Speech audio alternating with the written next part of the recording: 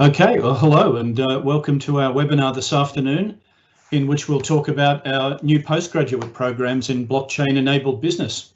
My name's Stuart Thomas. I'm the program manager for all of our blockchain degrees here at RMIT, and specifically those that we're going to talk about today. There are a couple of housekeeping matters that I'll get to first before we get into the presentation proper. But firstly, next slide, please, Rohan.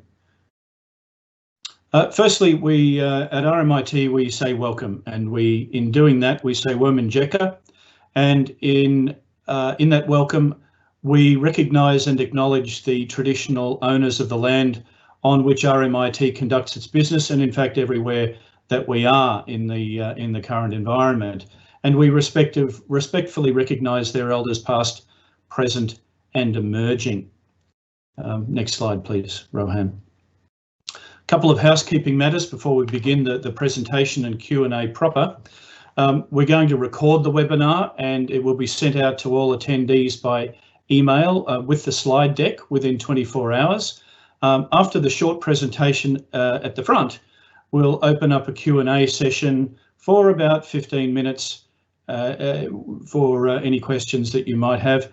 And if you would help us out by completing a brief survey after the event, that would be very helpful to us too. I also have with me Dr. Chris Berg to help out with the Q&A. Chris is one of the directors of RMIT's Blockchain Innovation Hub.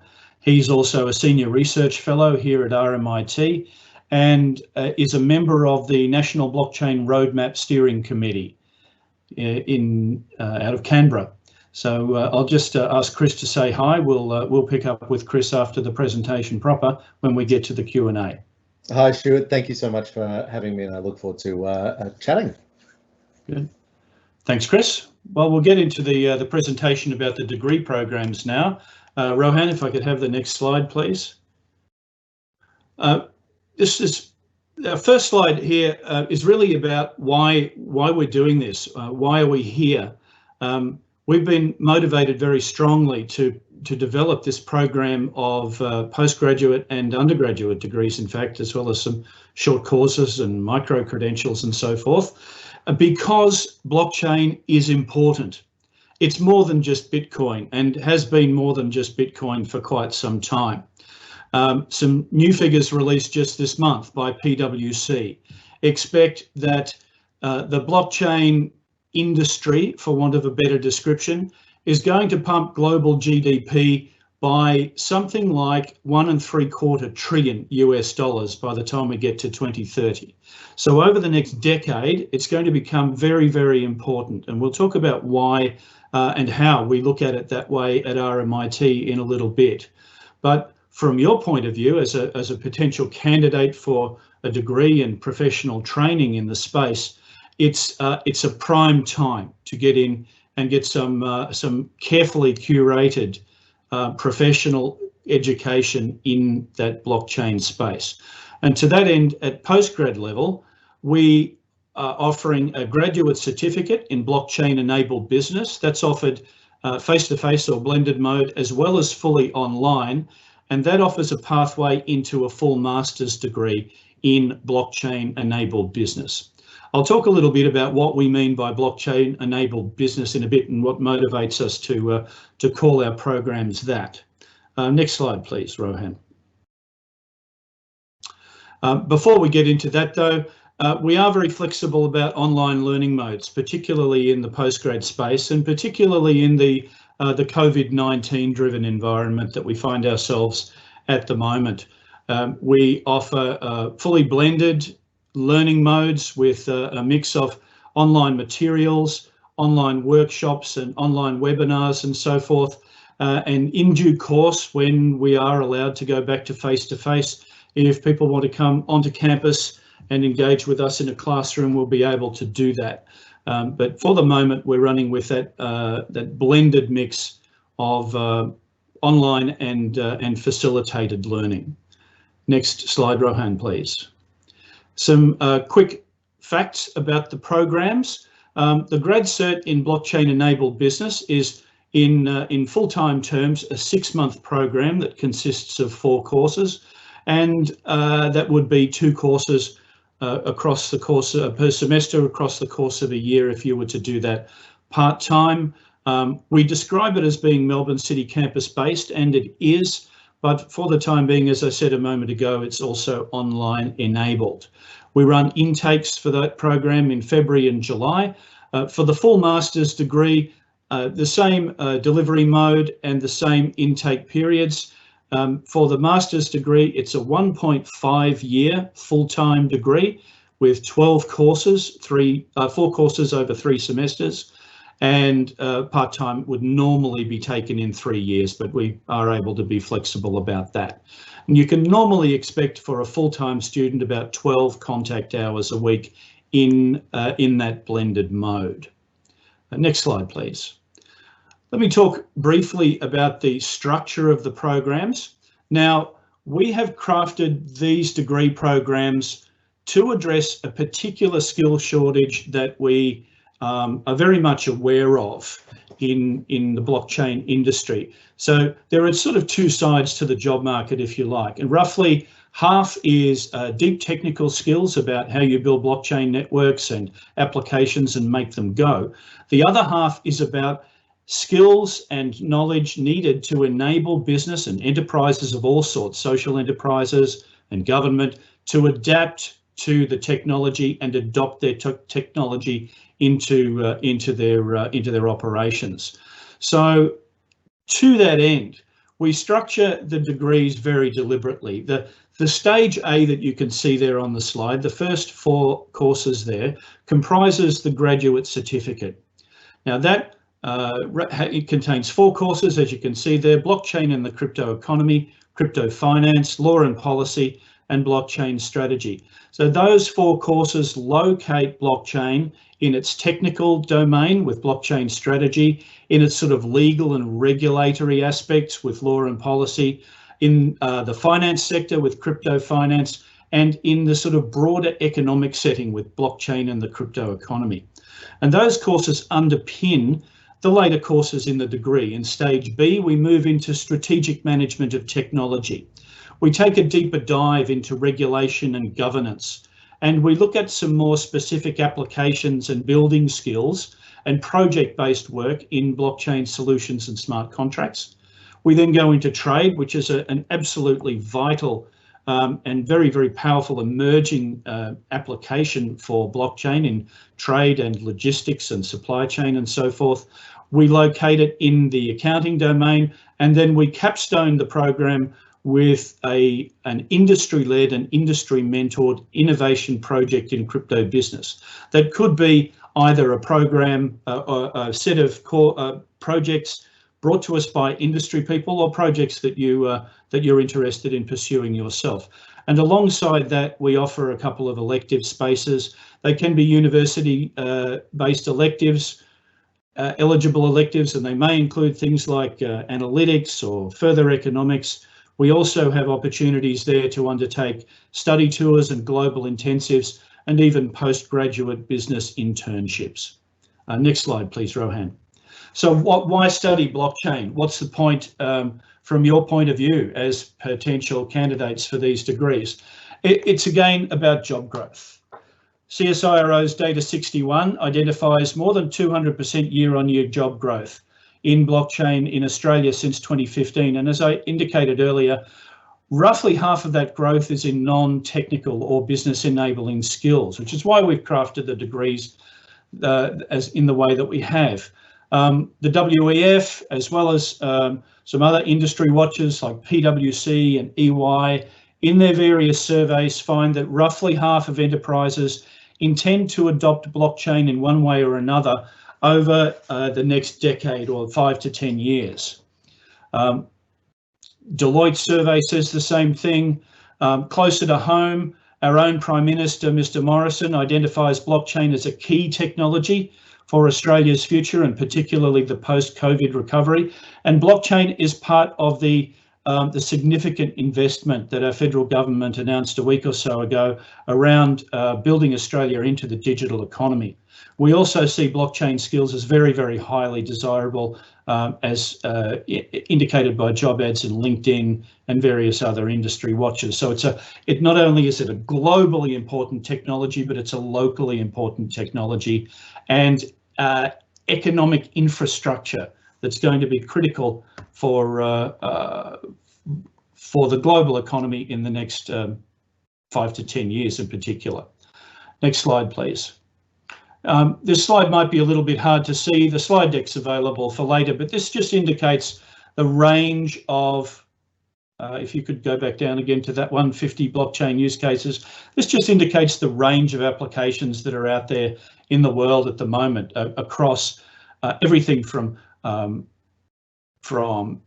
finance, international trade, logistics and supply chain, to energy markets, to even things like creative industries and IP protection and even endangered species protection and so forth. The range of applications for blockchain and the growth in applications is just staggering and growing all of the time. Next slide, please, Rohan. So why study blockchain at RMIT? As I've indicated, we have a very flexible arrangement around learning that can be very much centered on how you need to approach it.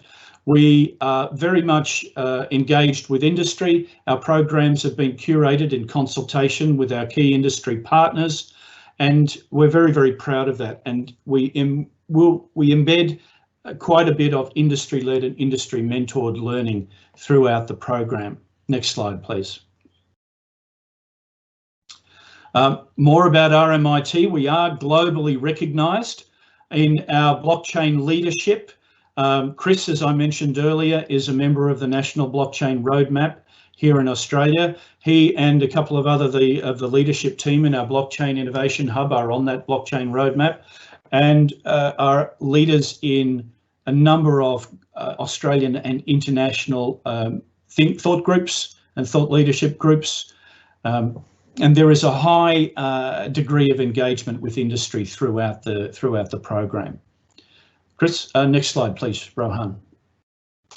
Just a short list of the industry partners that we work with, just to indicate that we run the gamut of government, large-scale tech and consulting firms, as you can see there, small startups such as Stone and Chalk and Blue Bike, and very much in the innovative space, as well as social enterprises like Oxfam, Red Cross and so forth, are all informing and feeding into our courses and programs. Next slide, please. So the sorts of jobs, if you're coming to us as a postgrad, you probably have a view already on where this sort of training might take you. What we see is most of the job opportunities in the space are around the sort of analyst type roles, project management and consulting and advisory and strategic advisory sorts of roles. And that's why we have crafted the degrees in the way that we have, around those sets of skills embedded in the courses that I described earlier, to equip you to address those sorts of issues and help enterprises of all sorts move into the space and develop in the blockchain space. Next slide, please, Rohan. So that's really concluding the formal part of my presentation. We'll move on to Q&A in just a moment, and I'll invite Chris back in to join us. I'm hoping that you've got lots of questions for us, and we'll be happy to field those to the best of our ability.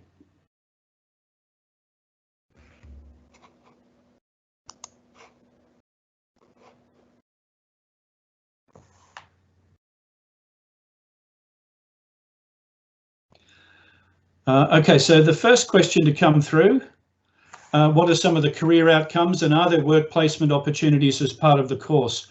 The career outcomes are, as I indicated a moment ago, we're seeing large firms, startup firms in the consulting space, all sorts of enterprises in the finance sector, in government, in a whole host of different industries, in transport, logistics, supply chain, social enterprises, as I indicated earlier, like the Red Cross.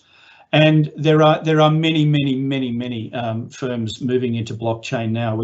It's very hard for us to, in fact, ring fence or sort of list them all at this point. Another question there is, are there work placement opportunities as part of the course? The short answer to that is yes. As I indicated earlier, we do have the opportunity within the elective parts of the course for you to undertake an internship, either in Australia or potentially overseas.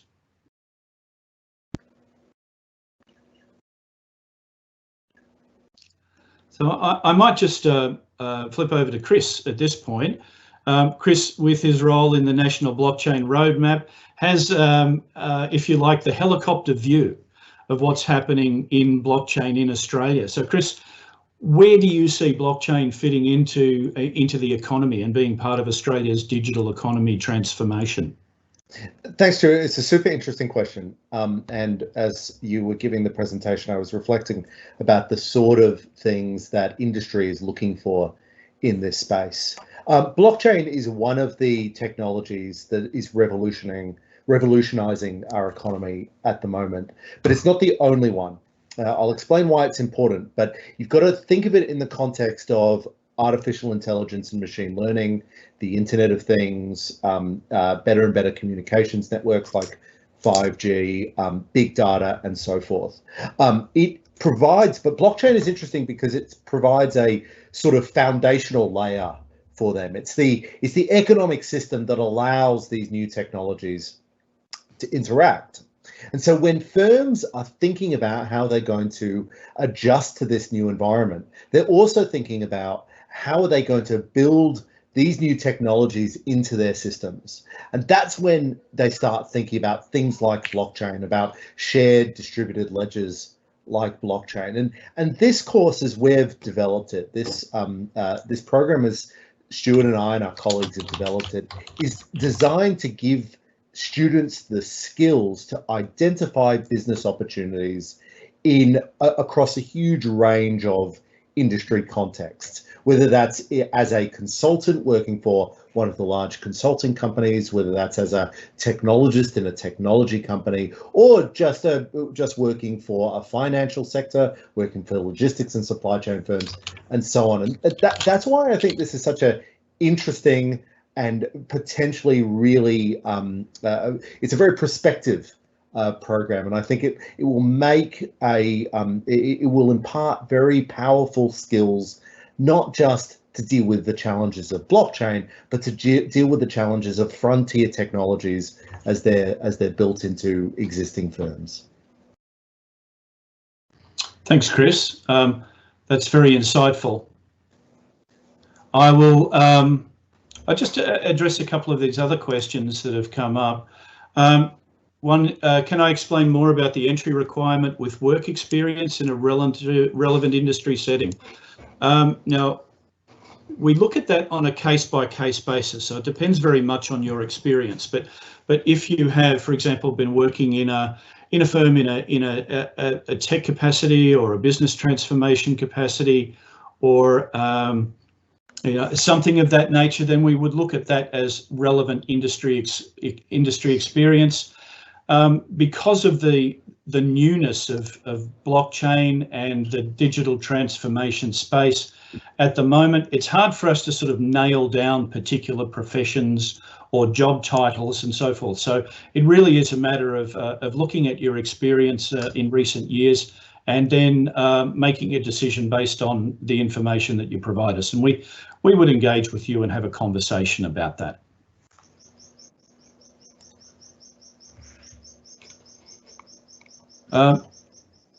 There's a question there about international students. We are very close to receiving the approvals to offer the postgrad degrees to international students. We're just waiting to hear about that. It should be available in the next couple of weeks. So our expectation is that it will be available to international students in 2021 when we introduce the programs for the first time. There's another question there about average salary for blockchain jobs. To be honest, we don't know. They would generally fall in the domain of analyst jobs and consulting jobs in the big firms. In startups, it's generally fairly open-ended depending on role. Okay, now I've just been advised that we have got the CRICOS approval, is the technical term for it, for international students, and the program pages in the process of being updated to reflect that. So thank you for so that was an incredibly quick turnaround. Very happy to get that. Yep. Yep, it is available to international students. Will be in 2021 when we commence the programs proper.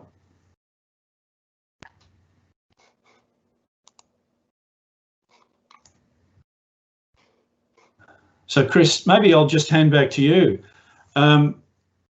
What about exciting use cases, or really kind of interesting use cases that you've run across in your research and your NBR experience? Yeah, of course. So we're involved in a number of really compelling use cases for this technology. So it started off as a financial technology. So it started off with cryptocurrencies, and I think that's actually still really interesting and really prospective as a new way to make exchanges. If you're interested in the finance side of it, and we've got some really good courses in this program on crypto finance, if you're interested in that, then there's some absolutely revolutionary digital finance use cases. There's an enormous amount of innovation in what we call the DeFi, or decentralized finance space, that it is just an extraordinarily entrepreneurial and innovative new area that I'm certain is going to really revolutionize the financial sector.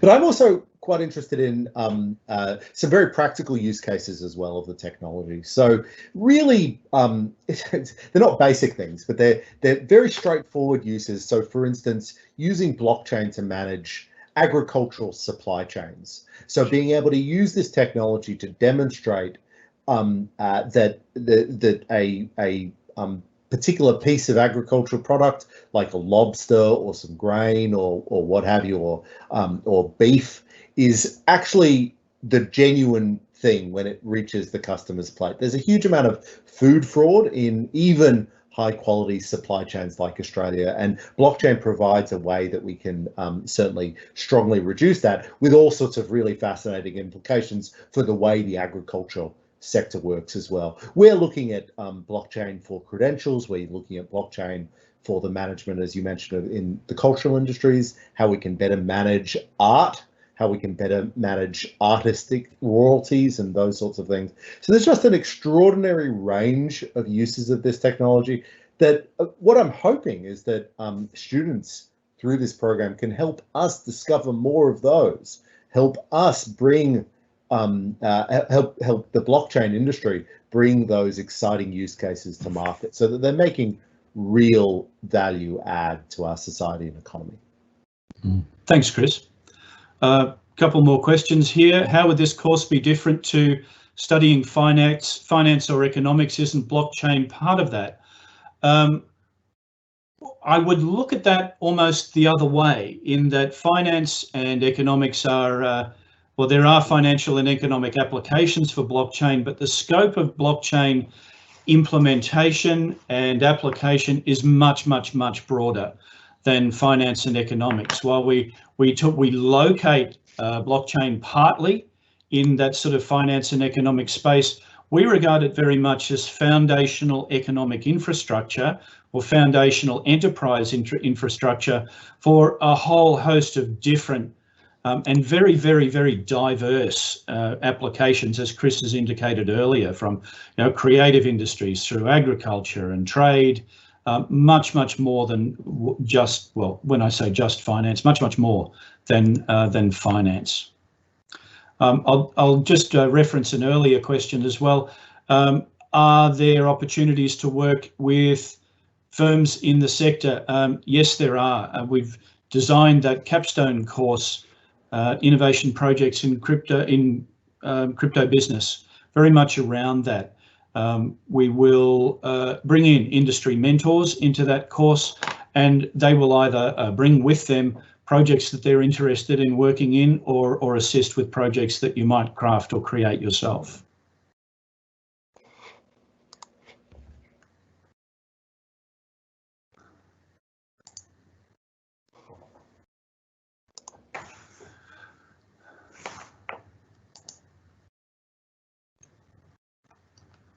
Okay.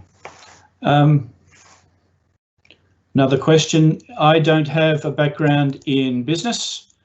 Could you please give me some advice on any challenge if I study blockchain? Look, I guess we sort of need to explore what your background is in your particular case. So if you have something, it depends entirely on your work experience. I'm not trying to avoid the question, but we look at everybody on a case-by-case basis. So while a business background would certainly be useful, it's not exclusive. Okay, so I think we're closing up the Q&A chat now. I thank everyone for their attendance and attention. It is a very exciting space to be moving into, and it's a particularly exciting thing for us to be bringing these degrees to you as to equip you to move into blockchain and to move into the very important digital transformation of our economy, and this has only been accelerated by what's happened with COVID-19 in 2020 and what will happen over the next couple of years. There is one last question. Are there any exemptions for work experience or previous study? Again, we look at that. We do give credit for work experience, but it depends on what it is. And we also look at previous study, but again, we do that on a case-by-case basis. So again, thank you very much for your attendance and attention. As I indicated earlier, the presentation and the Q&A and the slide deck will be available. It'll be circulated to all attendees by email and will be available on RMIT's website for the next couple of months.